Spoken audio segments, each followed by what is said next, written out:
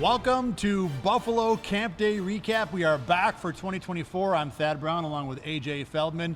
Bills practice number 1 in the books. It wasn't a long practice. No. But AJ, we're back at Fisher. It's raining here now. Fortunately, the Bills were able to avoid the storms. But a solid day 1 opening. I mean, you checked all the boxes. No turkey burgers for us in the media dining, but everything else you expect from camp was here day 1. No, it was a shorter practice, which, they're trying to ramp people up, things like that. You got to see some new faces. Keon Coleman, got to interact with Bills Mafia. Obviously, there's a handful of veteran, big-name guys who are no longer here, so a little bit different of a vibe. And you can kind of tell there's a lot of new faces here. I mean, I think you said, 7th most roster turnover? And we'll get to that a little bit, but it is, you kind of look out on this field and, you kind of got to do your homework to figure out names and numbers and things like that. You were bringing it up when the guys walked out for the first practice of camp, and as usual, fans are cheering for the names they knew. There were less of that. Mm-hmm. Josh Allen got a big cheer, of course. Keon, people are excited to see him.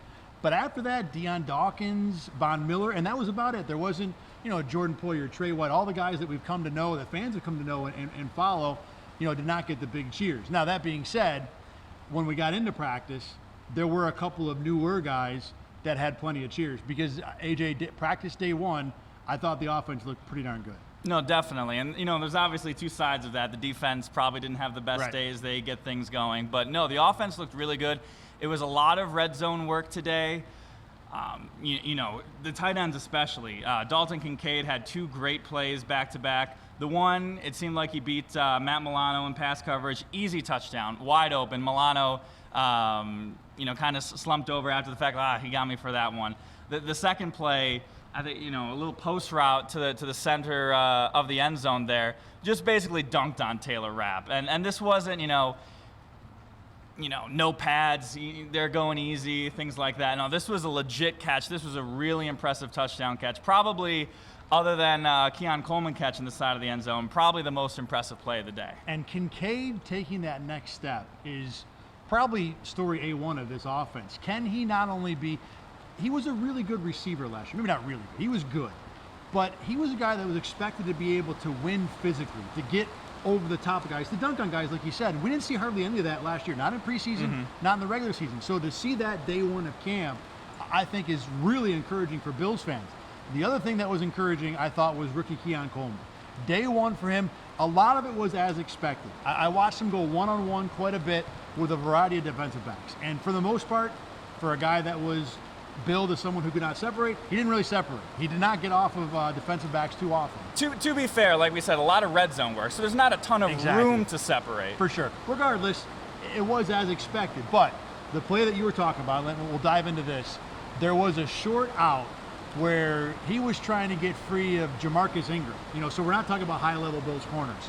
And it seemed like there was some space, but it was clunky. Keon was not balanced, not free easily.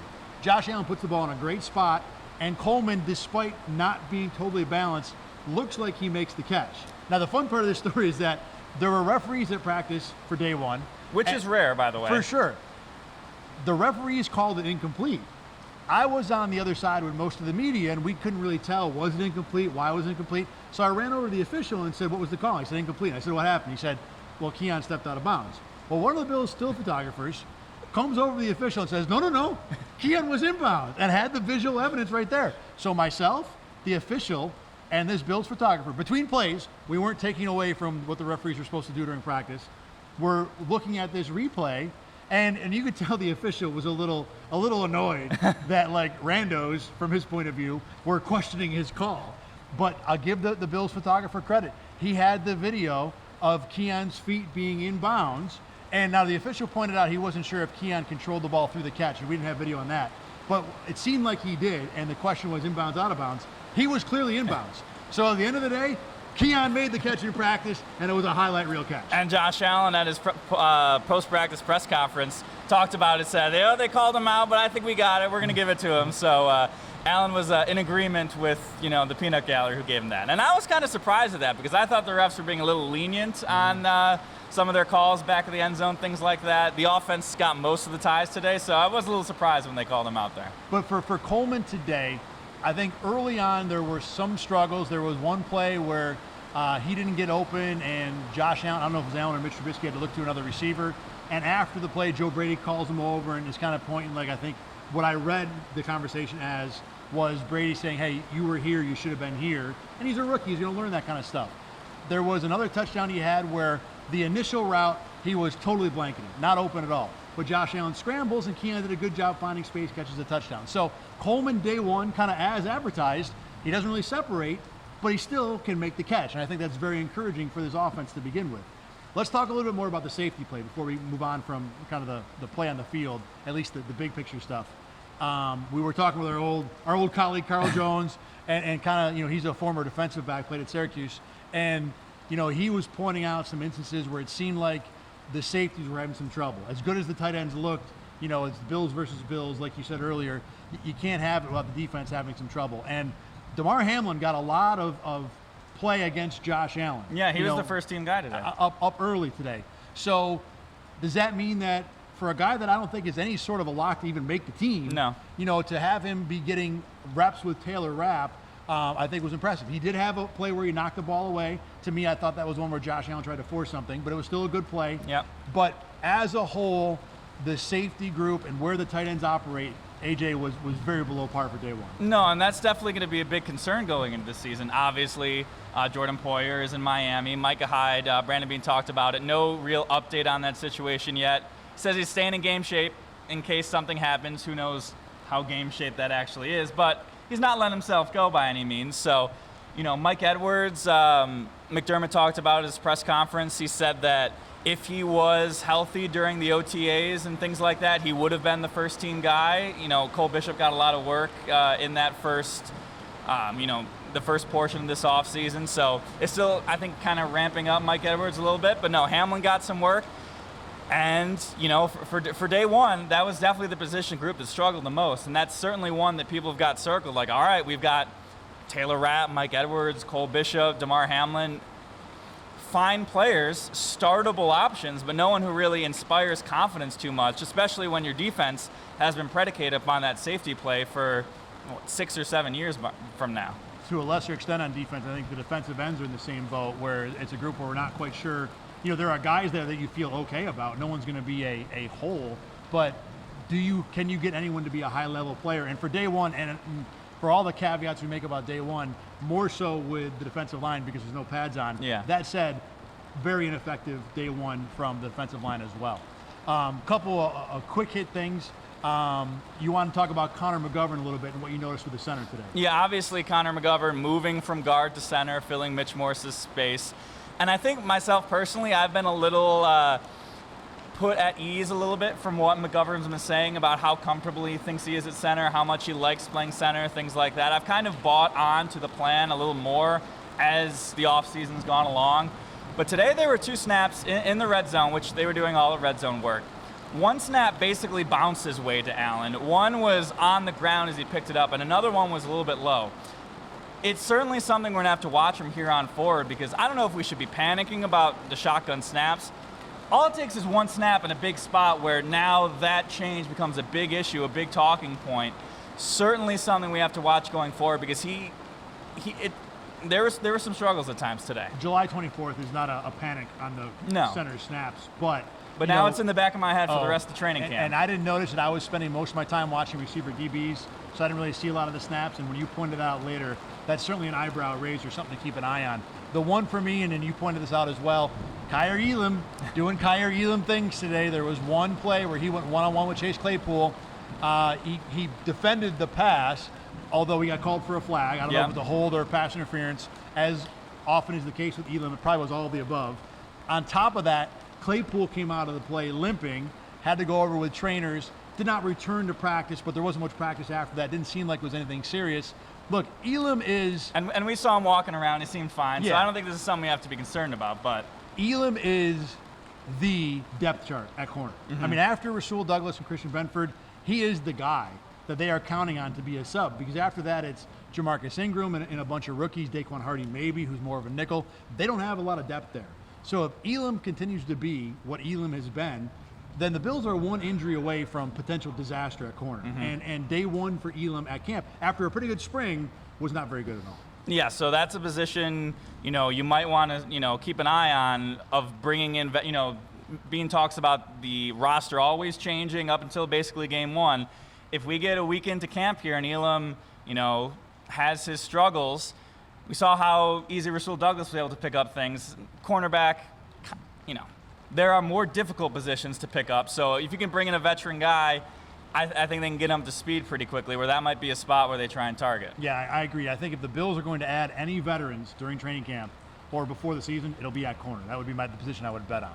Speaking of Brandon Beane, he had his traditional beginning of training camp press conference today, and the highlight of that was a couple questions from the media about the unnamed executive in the ESPN quarterback poll who said that Josh Allen was overrated, had a bunch of criticisms for him.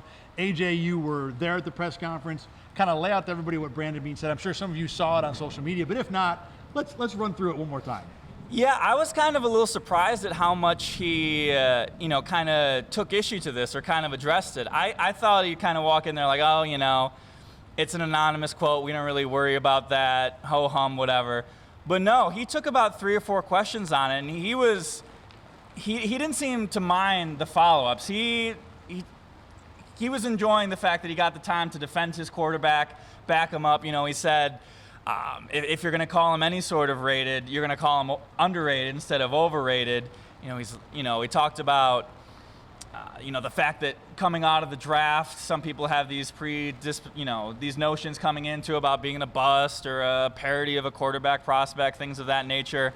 And where anytime Allen does anything wrong, you're like, oh, see, I was right. So, there's always going to be criticism of Josh just by the way he plays. He's a high variable type of guy. There's turnovers, there's big plays. Everybody knows what Josh Allen is at this point. And no, he really took the time to defend his quarterback. He called, someone asked, how are people still doubting Josh Allen? He said, well, there's a lot of idiots out there. And, took a little issue at, of course, the exec for being anonymous, took a little bit of issue to the author for publishing that quote anonymously. So he really backed up his guy today. And I get that, and I've got no problem with a GM saying, I believe in my quarterback, and that person who doesn't is wrong. I agree with you. I thought it was a little over the top, and I don't mind being over the top, but it was over the top. For the reasons, look, you want to call out an exec for being anonymous. There are millions of people, sports and otherwise, who have criticism for the anonymous source use in media these days. Fine, whatever. To move it up to Jeremy Fowler, who writes that article every year, who frankly is universally praised for writing that article. I find it very interesting. For him to even call Jeremy Fowler out, I thought was a little over the top and unnecessary. And frankly, for some of the media who were asking the question, some of our colleagues who were looking at that quote as, how could anyone believe that? Look, there are legitimate reasons to think Josh Allen is overrated. The guy has been a turnover machine. Now, look, he makes up for it in a million ways. But if you want to say, hey, Josh Allen turns the ball over too many times, that's a factual statement. And if you want to lead that into, I think he's overrated because he turns the ball over the time, fine. I don't agree. I think he's the number 2 quarterback in the NFL pretty comfortably. But to say he's overrated, I think it's very reasonable. Maybe not very reasonable. You can get there, and I'm not going to get mad at it. Oh, is that your take? Okay, fine. There's a gazillion of us who cover football. There's going to be a few takes that are a little off the table. To look at that take and be like, oh, how could you ever think that? I mean, the Allen take where I would have that reaction to would be he can never win a Super Bowl or he shouldn't be a starter. But if you want to call him overrated for a guy that most people think is number 2 in the NFL, I can get there with you. And for the questions to be phrased as who's this executive doesn't know anything, he might be wrong. It doesn't make him clueless, though. So that was kind of my rant about that today. Beane also did point out that the, quote, anonymous NFL exec, we don't know what level of an exec that person is. This was a very good thing that he pointed out. Beane actually was like, I've probably been called an NFL exec before, long before I should have been an NFL exec, so who knows what this level is. I do just want to point out for the people who are only listening to the audio version, it's pouring right now. Oh my God. So if you're wondering why, man, their audio is weird right now. The sky is falling down right now at St. John Fisher. This Buffalo Campday recap is going to go on for a long time because we have nowhere to be that's going to be outside this tent for a little while. All right, the other thing from the press conference portion of the day that I think was interesting was kind of, and you brought this up a little earlier, the amount of turnover the Bills have had this year. They brought back 63% of their roster, which, in the NFL world where turnover is a regular thing, it seems like a lot, but that was actually the 7th least number of players, percentage of players who come back from the season before. And obviously many fans know the big names, but on top of just losing players, the Bills lost leaders. They lost captains from last year as well. Yeah, 6 of the 8 captains from last year aren't on the team right now. Hyde could come back and make it, 5 out of 8. But no, there's a lot of leadership gone right now from last year. It's Josh Allen, Von Miller, and other guys are going to have to step up. McDermott talked about the fact that he's seen Allen kind of ratcheting up his leadership so far, taking some time to hang out with the guys in the offseason, building. This is what we're doing here at training camp, things like that. But the lack of continuity, I thought it actually showed itself on the field a little bit. Just, we were talking about the safeties. Sean McDermott, more than I've seen in my, 3 years of training camp coverage so far, pausing practice, walking out there himself and fixing things in terms of pre-snap alignment, talking to guys. I haven't seen that much from him in a specific practice that I can remember. So I think there's definitely going to be an adjustment right now when there's so many different guys coming in. I mean, look at today. Terrell Bernard was the second guy we talked to at the media, which just goes to show how much turnover in terms of veteran leadership. Obviously, there are guys still there on defense who kind of really don't like to talk to the media. Matt Milano, Ed Oliver, not as big of a fan. So, Terrell Bernard's going to be one of these guys to step up. I would be surprised if he wasn't a captain this year, just based on his play and the position he plays. The job he does. Yeah, exactly. So it's a big turnover, and it's certainly something we're going to be watching as camp goes along, how much these guys still need to mesh together, how much this communication aspect needs to kind of change on the field. The McDermott stopping practice thing, that's certainly a part of that is the lack of captains, but I think it's also just the newness with the defense. I mean, you talk about your 4 years of covering this team.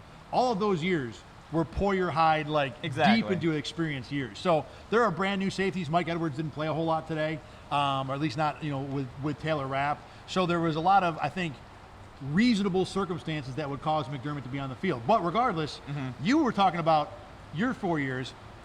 All the years I've seen Sean McDermott, it was a lot. Now, it was day one, I wouldn't be concerned. If we're still having this conversation August 9th, then I'd start to perk my ears up and think, wow, it might take a really long time for this defense and for Sean McDermott to get across what he wants these guys to do. Day one, I'm not overly concerned, but it was certainly something that I noticed here to begin with to start this camp. Plus Bobby Babich as defensive coordinator. I'm sure it's, I think that we can still call this Sean McDermott's defense, but I'm sure there are some things that are changing, some things they like to do maybe a little bit differently with Babich as the defensive coordinator.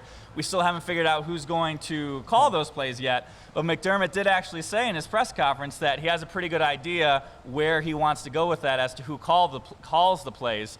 Both him and Babich are going to spend some time in training camp doing that.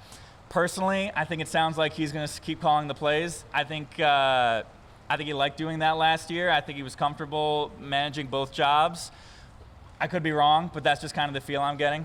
McDermott did a very good job calling the snaps, and I think if he's the guy who's in charge of the defense, it's good for the defense. That said, I don't see how Bobby Babich, who admitted he had offers from other teams, would stay in Buffalo to not call the defense. It seems like, why would you make that career move when you go somewhere else and be the whole piece of the defense? Even if he calls the defense, people know it's still Sean McDermott's defense. So I would think that Babich ends up being the guy, but you could easily be right too. And if it was, Sean McDermott showed last year he knows what he's doing, obviously, to make that work. Yeah. Plus, if it becomes Bobby Babich calling the plays, you never know how many times Sean McDermott gets on there and is like, all right, there's been talks in the past whether or not he takes over late in game situations. So, it could be It is easier too, from a functional point of view, to let Babich start and take it back from him. If Sean starts and then says week 7, okay, Bobby, you're ready now, I think that looks a little foolish, not only to the fans and media, but in the locker room. Why wasn't this guy, if you hired him, why wasn't he ready week 1? So I think letting Babich call the signals, and then if it's bad, you always have plan B to go to that works. Certainly a route they could go along. All right, the rain has stopped, so I think we're going to cut the show right now. So we're going to do turkey burgers this year? Oh, I forgot. No, I wasn't planning on it, but we can do turkey burgers. Let's do turkey burgers. Okay. I'll start, All right. and I'll let you think. Okay, yeah, go ahead. Dalton Kincaid's going to get my turkey burger Damn for it. today. Which, if you didn't listen last year, which, what are you doing? We hand out turkey burgers at the end of Yeah, practice. explain it so I can think. Yeah. Guys who made a good play, guys who had a good practice, things that really stood out to us, positive things. Obviously, 2 years ago, the big talk about camp became how good the turkey burgers were. By the way, it's just because they add a lot of butter to the turkey burgers. I heard that. Don't give away the secret recipe at Fisher. Just add a lot of butter to your turkey burgers, folks. And I'm going to give my first one to Dalton Kincaid.